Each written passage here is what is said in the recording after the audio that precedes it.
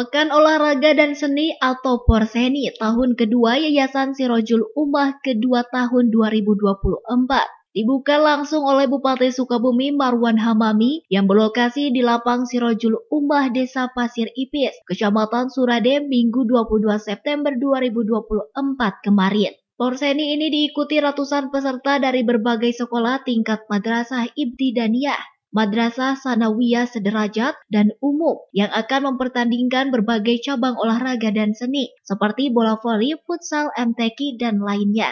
Bupati Sukabumi Marwan Hamami mendukung penuh pelaksanaan Porseni di wilayah 6 Pajampangan yang dinilainya penting sebagai ajang pencarian bibit atlet di bidang olahraga dan seni potensial guna mewujudkan Indonesia Emas 2045. Kita melihat ada semangat pemberdayaan dari anak-anak dalam mengisi posisi kegiatan mereka yang selama ini mereka kan alasan mereka anak-anak banyak main juga media sosial itu karena tidak ada aktivitas yang dilakukan di daerah, sehingga lebih cenderung mereka menggunakan tadi, sehingga tawuran mana akibat hanya provokasi dari WA, dari grup.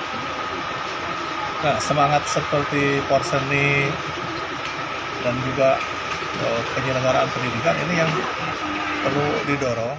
Perhelatan Porseni ini diharapkan dapat menggali potensi atlet lokal di bidang olahraga dan bakat di bidang seni, guna mewakili Kabupaten Sukabumi di kancah nasional maupun mancanegara. Dari Kecamatan Surade, Kabupaten Sukabumi, Indra Sopian, Tim Liputan MGS TV melaporkan.